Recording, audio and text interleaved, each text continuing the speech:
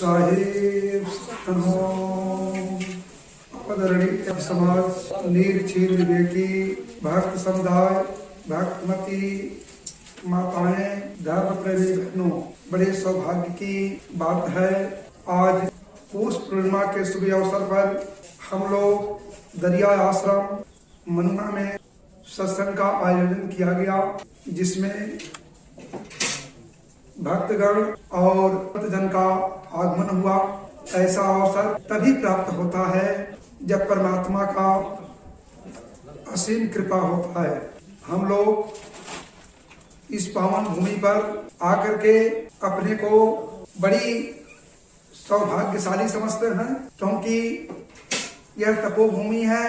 महापुरुषों ने यहाँ पर बैठ करके परमपिता परमात्मा का आराधना किया, उपासना किया, मनन किए, चिंतन किए। आज हम लोग यहाँ आने के बाद लग रहा है कि महात्मा द्वारा जो किया गया है उसका लाभ, उसका फल आज हमें इस स्थान पर मिल रहा है। बंधुओं, यह परमात्मा का असीम कृपा है।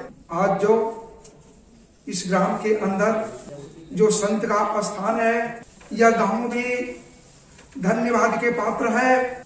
सब गांव में संत निवास नहीं करते हैं और सब जगह आश्रम नहीं होता है। इस गांव के लोग बड़े सौभाग्यशाली हैं कि मनुआ ग्राम में संतों का आगमन होता है और संत जो है निवास करते हैं। बंधुओं, साहब ने कहा है, धन्य ग्राम वह ठाम है जहां भजन निर्वाण, मलिया गिर के बास में बेदेव काट अजान। कहते हैं वह गांव धन्यवाद के पात्र है जिस गांव में संत रहते हैं। वह जगह धन्यवाद के पात्र है जहां संतों का आगमन होता है, संतों का पदार्पण होता है। इसलिए यह गांव, यहाँ के लोग और यह जगह नमन करने योग्य है और इसे हम अपने पूरे सत्संग समिति के साथ ताहे दिल से इस ग्राम सभा को नमन करते हैं और इस जगह को नमन करते हैं। बंधुओं, जब परमात्मा का असीम कृपा होता है उसके बाद संत का आगमन होता है। आप समझें कि परमात्मा का असीम कृपा इस नगर पर है। बंधुओं, परमात्मा हमारे आत्मा पर असीम कृपा करते हैं, लेकिन हम समझ नहीं पाते हैं। हमें समझ में नहीं आता है कि परमात्मा किस रूप में कृपा कर रहे हैं और कैसे कृपा कर रहे हैं। जब इस मृत्यु लोक पर, इस देश में, इस नगर में हम जब भूल गए, भटक गए, तो परमात्मा को बहुत बड़ी चिंता हुई। परमात्मा को इतनी बड़ी चिंता हुई कि जो जीव गया वह लौट करके नहीं आया। तो परमात्मा ने संदेश वाहक के रूप में एक ऐसे आत्मा को भेजते हैं और कहते हैं कि जा करके मेरा संदेश सुना दो। वह आत्मा कहता है कि परमात्मा, उस मृत्यु लोक में जब हम जाएंगे तो हमें बहुत कष्ट होगा, क्योंकि यह जो जगह है यह मुर्दा का गांव है और मुर्दे के गांव में सुख नहीं है, दुख है। लेकिन परमात्मा ने कहा कि आप जाओ और जाकर के संदेश सुनाओ। आत्मा ने कहा कि हम जाएंगे और जाने के बाद आपका संदेश सुनाएंगे। लेकिन उन्होंने परमात्मा से कहा कि हे परमात्मा, हमें एक राजा के घर में जन्म दीजिए, क्योंकि जब हम राजा के घर में जाएंगे तो राजकाज छोड़ करके जब आपका संदेश सुनाएंगे तो लोग एक नहीं समूह में निकल जाएंगे। परमात्मा ने कहा कि तुम जाकर के सुनाओगे, लेकिन सारे जीव नहीं निकलेंगे। और परमात्मा के कहने पर उस आत्मा को परमात्मा भेज देते हैं और वह आत्मा एक ऐसे शहर में आता है, उस शहर का नाम है बलक नगर। आज वह बलक नगर पाकिस्तान में है और वहां जिस राजघराने में आता है, राजघराने में आने के बाद वह आत्मा भूल जाता है। कैसे भूलता है? उसी तरह से भूलता है जैसे हम और आप भूले हुए हैं। हम लोग भी यह कौल किए कि हे परमात्मा, मुझे मनुष्य का जीवन मिलेगा तो मैं आपके नाम का स्मरण करूंगा, लेकिन यहां आने के बाद इस माया रूपी नगर में हम भूल गए। परमात्मा का संदेश लेकर के जब वह आत्मा आया, राजघराने में आया, तो वहां आने के बाद भूल गया। उसे यह ज्ञान नहीं कि मैं क्या करने आया था और कहां भूल गया। जब वह आत्मा भूल गया तो परमात्मा को चिंता हुई कि यह संदेश लेने, यह जीव संदेश लेकर के गया और संदेश लेकर जाने के बाद मेरा संदेश जन तक पहुंचाया नहीं। और वह जो राजा के घर में आया था, वह जीव राजकाज में मगन हो गया। उसे यह ज्ञान नहीं कि मैंने क्या करने के लिए इस मृत्यु लोक पर आया हूं। वह जीव भूल गया। धीरे धीरे वह जुआराज हुआ, राजा बन बैठा, राजगद्दी संभाल ली। लेकिन परमात्मा ने जो बात संदेश के रूप में कहने के लिए कहा, वह जीव तक संदेश नहीं गया। एक दिन की बात है कि वह राजा जंगल में शिकार खेलने जाता है और जंगल में शिकार खेल रहा है। शिकार खेलने में जीवों का हत्या होता है, जीवों का वध होता है। परमात्मा को कितनी कृपा है हमारे आत्मा पर। उस जंगल में आकाशवाणी होती है। जब आकाशवाणी होती है ना, तो आवाज मिलता है, व्यक्ति दिखाई नहीं देता। जंगल में आकाशवाणी होती है। आकाशवाणी क्या हो रही है? कहवा जाए हम वचन उचारा, असुन इब्राहिम बात हमारा। उस जंगल में आकाशवाणी होती है। उस राजा का नाम क्या था? इब्राहिम। कि ऐ इब्राहिम, हमारे बात को सुनो। जब आकाशवाणी हुई तो जो राजा शिकार खेल रहा है चारों तरफ देखने लगता है कि आवाज कहां से आ रही है, लेकिन उसको कोई दिखाई नहीं दिया। आकाशवाणी क्या हुई? ताहि समय हम वचन उचारा, असुनो इब्राहिम बात हमारा।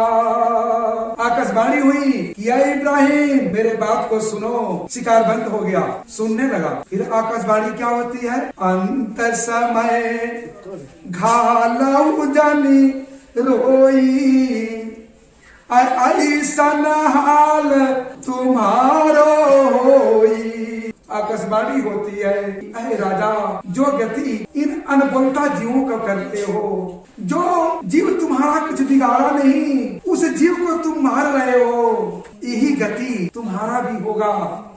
कब होगा? तो जाहि समय इजराइल रही है, महाभयंकर रूप दिखाई है। कहते हैं जब जमदूत आएगा, कभी आता है जब जाने का समय होता। तो एक चीज देखिएगा, जब जमदूत आता है और जाने का समय होता है तो लोगों के पास लोग नहीं जाते हैं, क्योंकि उस जमदूत का प्रभाव रहता है। आकाशवाणी होती है, जाई समय इजराइल अइहे महाभयंकर तो रूप देखेंगे। फिर आकाशवाणी होती है, हनी है मुगदड़ जमधारी चोटी, अग्नि उठी तन बूटी बूटी। जानते हैं जब आदमी मरने लगता है तो कहता है कि मेरी आंख मेरे अंग से लहर निकल रहा। व्यक्ति कहता है कि लगता है कि मेरी तन जल रहा है। जलता क्यों है? उसके अंदर आग लगा। कहते हैं कि उस समय जब तुम्हारे अंग से आठों अंग से लहर निकल। फिर आकाशवाणी होती है कि ऐ राजा ताही समय उन्हीं करी हो रोरा, अकाम नहीं है सहन करोड़ा।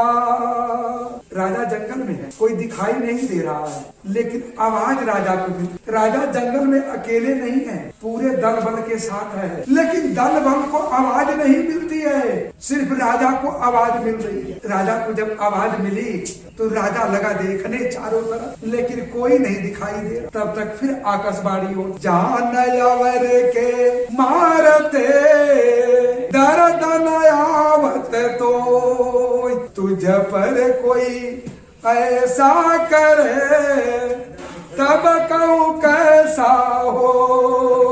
आकाशवाणी हुई कि ऐ राजन, तुम जो जीवों को मार रहे, यही गति तुम्हारे ऊपर किया जाए तो तुम्हें कैसा लगेगा, तुम्हें कैसा महसूस होगा।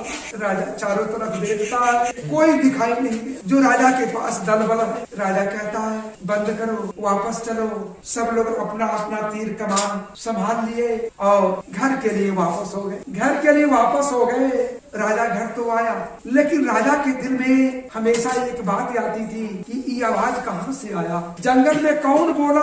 राजा के मन में ये बात चल रही है। राजा हाथ पांव धोने चला गया, भोजन करने जाने लगा। जब भोजन करने जाने लगा तो नौकरानी ने सोची कि जब तक राजा भोजन कर रहा है मैं चल करके उसका बिस्तर लगा दूं। नौकरानी बिस्तर लगाती है और जैसे बिस्तर पर हाथ रखती है, नौकरानी को लगा कि बड़ा सुंदर बिस्तर, बड़ा मुलायम बिस्तर है, इस बिस्तर पर रोज राजा सोता है।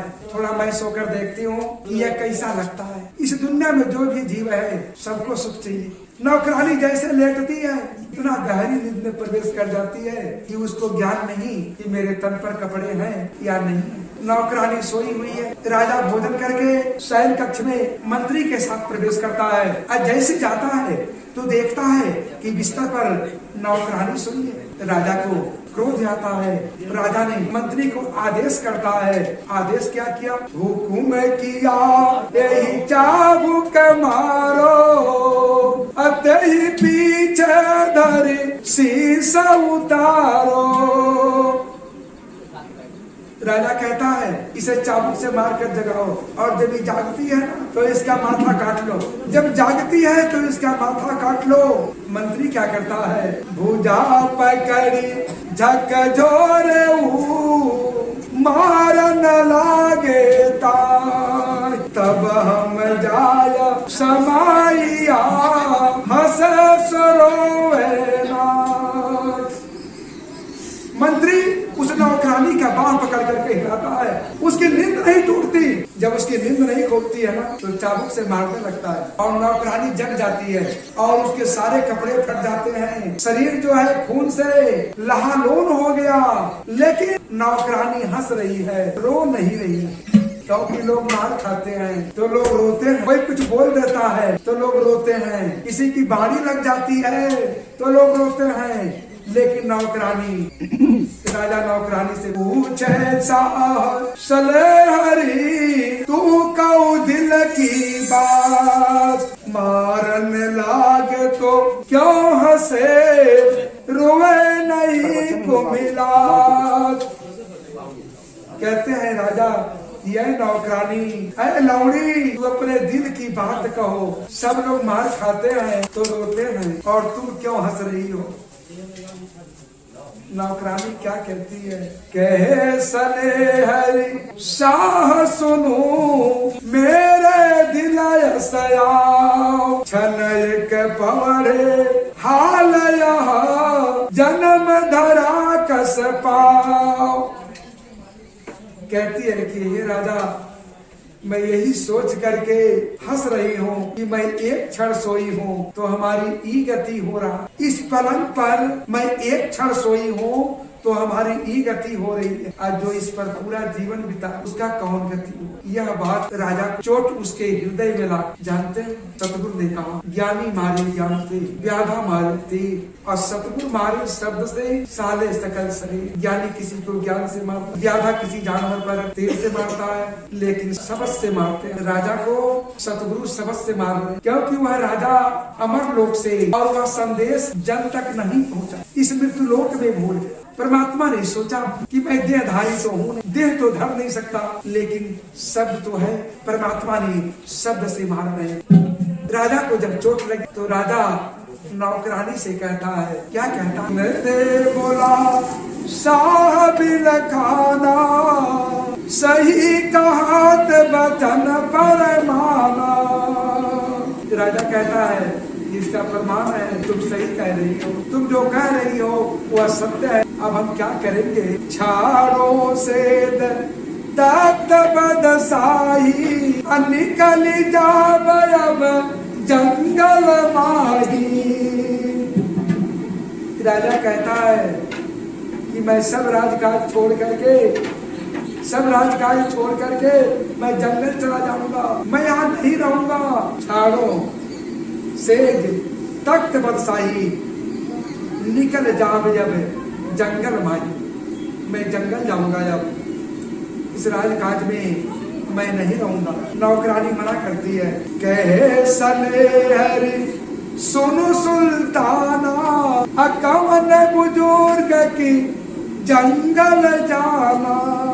कहती है कि हे राजा, आपको जंगल जाने के लिए कौन कह रहा है? बड़ा जंगल तो है यह देही, यह जंगल, यह शरीर भी जंगल है। इसमें है काम, क्रोध, हिंसा, द्वेष, वैमनस्यता, यह आपस में ये सारे जानवर लड़ते हैं।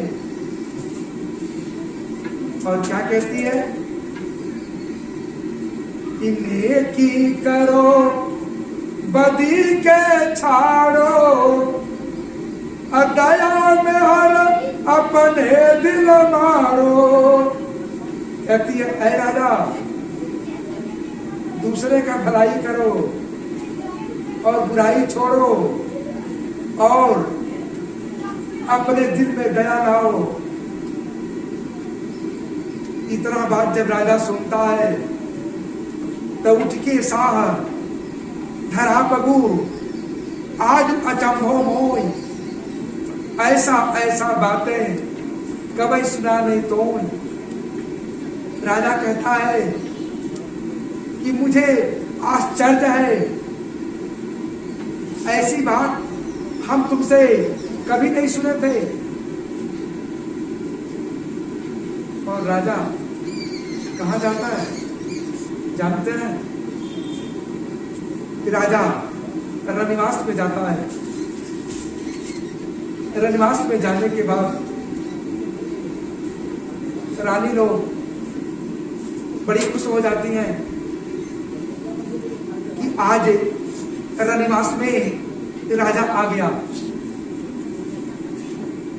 रानियां बड़ी खुश होती हैं कि आज रनिवास में राजा आया है। रानी क्या करती है कि कोई सखी पंखा पवन डोलावे, कोई सखी ले चंदन छिड़कावे। कोई सखी पंखा झेलती है, कोई चंदन छिड़कती है। लेकिन जानते हैं, निंद किसी का नौकर नहीं है। आप देखते हैं ना कि कभी कभी करवट बदलते बदलते सुबह हो जाता है, रातें लंबी हो जाती है, लेकिन नींद नहीं आती। राजा को भी नींद नहीं आ रही है। कोई सकी पंखा पौन डोलावे, कोई सकी ले चंदन छिड़कावे, कोई सकी अपने आस्थन ते पग तरुदा सुहराओ, कोई सकी भुजा कमल फला तब हो नींद ने आओ। जो भौतिक जगत का सुख है रानियां देना चाहती हैं, लेकिन देने के बाद भी राजा को नींद नहीं आती है। परमात्मा कितने मेहरबान है, परमात्मा कितने दयालु हैं कि जीव को निकालने के लिए किसी के अंदर प्रवेश करके उस नगर में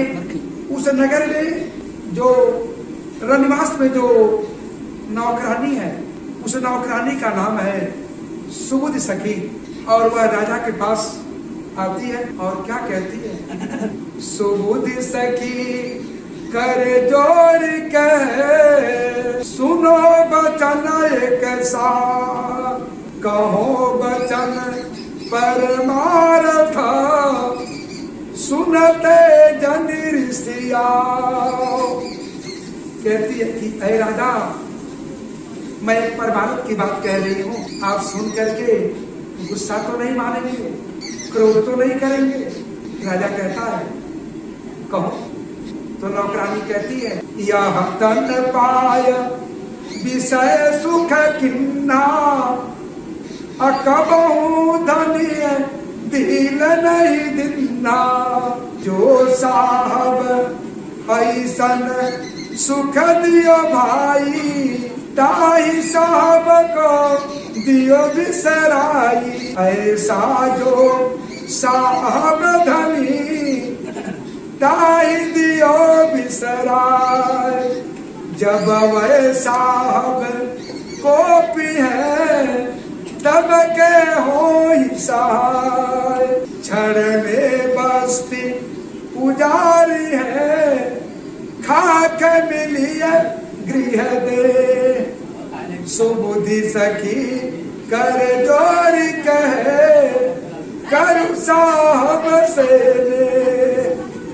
कहती है कि ये राजा, जो परमात्मा ने तन दिया, धन दिया, बल दिया, उस साहब को आपने बिसरा दिया, उस साहब को आपने भूल गया। जब वह साहब क्रोधित होंगे तो कोई बचाने वाला आपको नहीं मिलेगा। इतना बात जब राजा सुनता है तो राजा के अंदर मन का रंग हो जाता है और राजा क्रोध में कहता है, राजा क्रोध में कहता है, कहे साहब वह कौन थी, कहे साहब वह कौन थी, जिन कई ऐसन बात 3 बार मोरे ये घाव अचानक लाते। राजा कहता है तू कौन है, सामने क्यों नहीं आ रहा है। 3 बार हमारे हृदय में लात लगा, शब्द का चोट लगा, 3 बार चोट लगा। एक बार जंगल में, दूसरा सैन कक्ष में और तीसरा रनिवास में। राजा अभी बात सोच ही रहा है कि कौन इस बात को बोला है, तो कौन कहे कि हम बोले, क्योंकि कोई बोलने वाला तो था नहीं।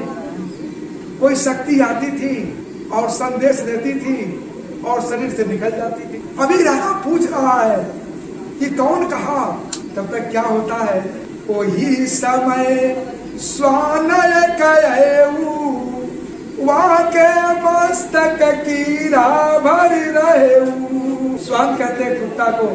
उसी समय एक कुत्ता आ गया, वही समय स्वान एक अयऊ, वाके मस्तक कीड़ा भर रहेऊ। क्या देखते हैं कि उसे कुत्ते के माथे में कीड़ा पड़ा। और जानते हैं जब कुत्ता के मस्तक में कीड़ा पड़ जाता है तो कुत्ता बचता नहीं, कुत्ता मर जाता। जिस कुत्ते के मस्तक में कीड़ा हो जाएगा वह कुत्ता बचेगा नहीं। और वो कुत्ता कीड़ा लेकर के वो आ जाता है राजा के नजदीक। जैसे राजा के नजदीक आता है तो जो रानियां हैं वो कुत्ता को मारने दौड़ती हैं। तो राजा मना करता है कि मत मारो। जानते हैं राजा दयालु नहीं, राजा स्वीकार करता। लेकिन कब कहा कि मत मारो? कब कहा? जब कई बार शब्द का सतगुरु का बहाना तो रानियों से कहता है कि मत मारो। और उस कुत्ता से पूछता है, क्या पूछता है? कहे साह स्वान सुनु बाता अकिम अपराध है तोर गाता। राजा कहते हैं कि यह कुत्ता तूने कौन अपराध किया कि 84 में जाने के बाद तेरे सारे बदन में और मस्तक में कीड़े पड़े? तूने कौन गुनाह कर? तो कुत्ता जवाब देता है। कुत्ता क्या कहता है? कहे स्वान सुनु अधम सुजाना अहम रहे साह सुल्ताना। कुत्ता कहता है कि ये राजा, ऐ नीच राजा, अधम पापी, अरे एक दिन मैं भी राजा, बहुत बड़ा राजा, तुमसे बहुत बड़ा राजा था। तो क्या किया? सुख संपत्ति में भूले सखी सले हरि रंग बहुत जीव संताइया ताते सनयंग। कहा कि सुख संपत्ति में भूल गया, बहुत जीवों को सताया, बहुत पाप किया, इसीलिए ऐसा शरीर मिला। इतना बात जब राजा सुनता है तो जाकर के बेहोश हो जाता। शब्द की बाढ़ लग गई। जब स्वान ने कहा कि हे राजन, मैं तुमसे बड़ा राजा था और मैं भी राजकाज में मगन हो गया, पुण्य नहीं पाप करने लगा, अधर्म करने लगा, उसी का परिणाम है कि मैं कुत्ता में गया और मेरे सारे बदन से लेकर के मस्तक में कीड़े पड़े। इतना सुनते राजा बेहोश। रानियां उसे जगाती हैं लेकिन राजा नहीं। और जब राजा उठता है तो जानते क्या कहता? कहाँ मिले वे पीर अजिन मोहि कहा भेद निर्वाणा। वह राजा कहाँ मिले? वह गुरु कहाँ मिलेगा? वह पीर कहाँ मिलेगा जो निर्वाण पद के लिए हमको प्रेरित कर? शब्द वेदी बाण मारा, शब्दे मारा गिर पड़ा कि शब्दे छोड़ा राज। और जिन जिन शब्द विवेकिया तिनका सर गयो काज। जिन्हें जिन्हें सतगुरु का शब्द लग गया ना, उस जीव का कल्याण, उस जीव का उद्धार हो गया। लेकिन हम सुनते तो जरूर, लेकिन लगता नहीं। जब लग जाएगा ना तो फिर कहना नहीं। राजा कहता है कि वह गुरु, और राजा ने राज्य को छोड़ दे। हम एक छोटा सा अपना परिवार नहीं छोड़, एक छोटी सी आश्रम नहीं छोड़, एक छोटा सा समूह नहीं छोड़, लेकिन आपका इतिहास वैशाली के महावीर ने छोड़, भगवान बुद्ध ने छोड़, इन लोगों ने छोड़, लेकिन आपको लोग छोड़ाए। आज जो अपने आप छोड़ देता है वह सुखी होता। आज जब कोई दूसरा छुड़ाता है तो दुख। जब वो ज्ञान में छोड़ता है तो सुखी होता, जब अज्ञान में छोड़ता है तो दुखी। छोड़ना तो है। थोड़ी सी गौर की मेरे पिता ने छोड़, मेरे दादा ने, मेरे परदादा ने छोड़ दी, मेरा पूर्वज छोड़ते आए, तो क्या हमको नहीं छोड़ना? लेकिन हम छोड़ना नहीं चाहते। परमात्मा ने जब बाण लगाई, शब्द वेदी बाण मारी, तो राजा ने छोड़ और छोड़ करके निकल, लेकिन पूरा नहीं। एक ऊंट पर 300 असरफी रखी और कुछ सखी सलेहर, कुछ समूह अपने साथ ले लिया। और राजा सोचने लगा कि पहली बार यह ध्वनि, यह आवाज जंगल मिला था, तो जंगल में जाएंगे तो जंगल में मुझे उस गुरु का दर्शन हो जाएगा। राजा जंगल के लिए सूरत कर देता है, जंगल जाने लगता है। घर से आधा कोस गया है, तब तक एक घटना घटती है, कहानी मोड़ लेती, और जिस ऊंट पर असरफी रखा था वह ऊंट मर जाता। राजा हाथी पर, राजा को खबर हुई कि महाराज जिस ऊंट पर असरफी रखी गई थी वह ऊंट मर गया। साहब क्या कहते हैं? आध कोस के जाते ही ऊंट कते जा प्राण, खबर भई सुल्तान को तहां से पहुंचे आन। खबर हुई कि महाराज जिस ऊंट पर असरफी रखी गई थी वह ऊंट मर गया। इस बात को राजा जब सुना तो अपने गज को मोड़ लिया और गज से उतरे बड़े मही दिनों घूसरदार हाथी से राजा उतरता है और मंत्री से कहता है कि गनो तो इसमें से लेकर के तो नहीं गया, असरफी जो रखी गई है इसमें से मरते वक्त ये लेकर के तो नहीं चला गया। मंत्री को आदेश करता है कि इसे गनो तो मंत्री गनता है और मंत्री कहता है कि पूरे 300 हैं। तो राजा रो करके कहता है कैसा यही गति मेरी अमोह माया है जम के बेरी। कहता है कि यही गति शांत कराने के लिए यही शांत करवाइए ना, हमारी भी होगी। पीठ पर असरफी थी, ऊंट के पीठ पर असरफी थी, ऊंट लेकर के नहीं गया। उसी तरह संसार की जो भी संपदा है हम लेकर के नहीं जाएंगे। राजा को शब्द वेदी बाण लग जाता है और राजा कहता है कहे साहब सबके गुहराई जाओ जाओ अपने ग्रीवाई। कहता है सब लोग चले जाइए। जितना सैनिक राजा के पास है, जितने लोग हैं, जब राजा को शब्द वेदी बाण लगा तो राजा कहा कि सब लोग चले जाइए, लेकिन कोई नहीं जा रहा है। सेना सभी विकल भये करे सले हज रोर हम कस कल जियबे खबर कवन खबर लिए मोर। कवन खबर लेगा? पूरा सेना विकल हो गया है लेकिन कोई जा नहीं रहा। वहां टेंट लग जाता है, सब लोग टेंट में पड़ जाते हैं। लेकिन एक बहुत बड़ी बात है, सुखिया के आंख में नींद होती है, दुखिया के आंख में नींद नहीं। सब लोग थके थे, सो गए, लेकिन राजा को नींद नहीं आई।